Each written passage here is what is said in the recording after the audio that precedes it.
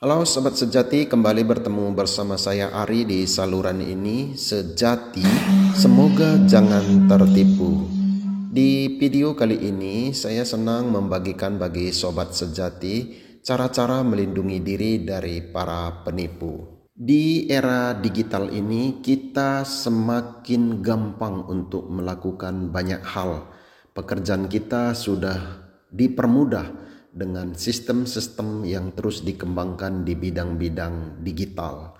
Namun sangat disayangkan, para penipu juga menggunakan semua teknologi yang ada, yang canggih, yang berhubungan dengan digital untuk mencari-cari mangsa mereka, dan mereka terus mengembangkan modus-modus terbaru dengan banyak varian-variannya.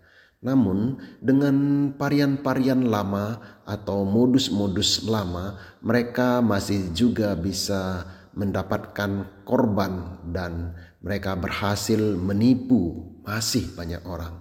Maka untuk itu kita perlu selalu waspada dan berhati-hati dalam setiap langkah kita agar jangan sampai kita menjadi korban para penipu.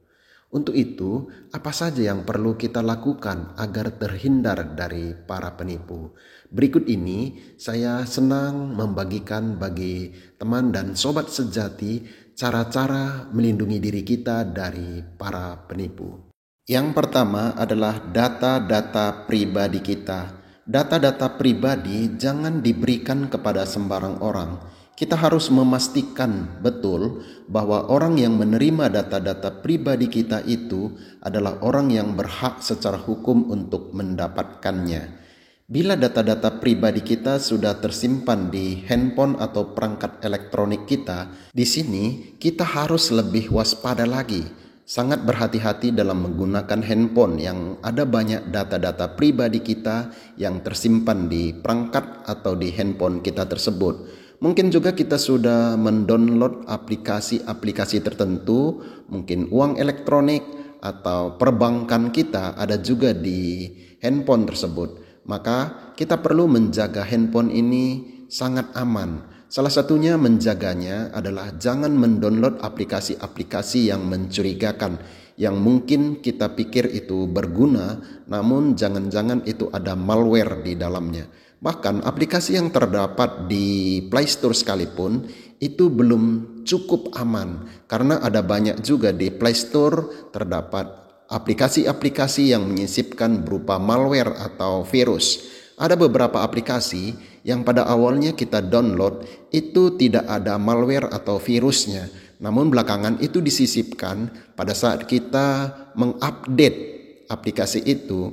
Maka di aplikasi itu disisipkan berupa malware sehingga itu bisa membaca data-data pribadi kita atau perbankan kita yang tersimpan di handphone itu. Jadi tidak soal apakah data-data kita itu tersimpan secara elektronik atau file fisiknya, kita perlu menjaganya dengan aman. Memang terlebih lagi kalau file-file itu tersimpan secara elektronik, itu perlu dijaga lebih aman lagi. Bagaimana dengan data-data pribadi kita, file-file kita yang tidak digunakan lagi? Nah, di sini juga kita perlu berhati-hati. Jangan pernah membuangnya secara sembarangan. Walaupun itu berupa fotokopi KTP, kartu keluarga, fotokopi kartu kredit, dan lain sebagainya, kita perlu berhati-hati. Jangan membuangnya sembarangan. Karena itu bisa saja ada orang-orang tertentu yang mengorek-ngorek tong sampah untuk mencari data-data pribadi seseorang agar mereka mengetahui dan bahkan bisa membaca data-data terbaru dari orang tersebut, sehingga orang tersebut bisa menjadi calon korban orang-orang yang sudah menemukan data-data di tong sampah sekalipun. Maka jangan membuangnya sembarangan. Lebih baik kita hancurkan dulu atau membakarnya, sehingga dengan demikian tidak bisa terbaca lagi oleh orang yang sudah menemukan data-data pribadi kita yang tidak digunakan lagi. Maka menjaganya demikian ini sangat baik. Termasuk di handphone kita yang kita jual, itu perlu kita hapus semua data-data yang ada di dalamnya. Karena kalau kita menjual perangkat elektronik kita atau handphone kita, jangan-jangan masih ada data-data kita di dalamnya, sehingga orang yang menemukan data-data kita itu, mereka bisa menggunakan data-data pribadi kita yang ada di handphone itu. Kemudian, bagaimana kalau kita diberitahu bahwa kita mendapat hadiah atau bonus tertentu yang sangat menggiurkan? Apa yang harus kita lakukan? Ya, kita perlu waspada karena para penipu sering sekali menjanjikan ada hadiah atau bonus yang kita dapat. Di sini kita perlu menggunakan akal sehat. Kenapa? Atau apa alasannya kita diberi hadiah tersebut? Apakah kita memang berbelanja di tokonya atau kita melakukan sesuatu sehingga kita dapat hadiah atau bonus yang dijanjikan? Atau tidak tahu menau, tiba-tiba kita dikatakan mendapat hadiah, kita mendapat bonus dari satu perusahaan tertentu. Sehingga dengan demikian, kalau kita tidak hati-hati, kita bisa masuk ke perangkap orang tersebut sehingga kita bisa menjadi korban penipuan. Ada pernah kejadiannya seperti ini. Waktu itu dia membeli deterjen di warung, kemudian dia membuka deterjen itu karena ingin mencuci ya. Di deterjen itu ditemukan ada kupon hadiah. Di kupon hadiah itu ada beberapa nomor telepon yang harus dihubungi. Kemudian dia pun langsung menghubungi nomor telepon itu karena dia sangat senang.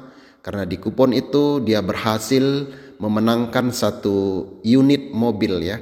Kemudian orang yang mengangkat nomor telepon itu menyuruh agar mentransfer sejumlah uang.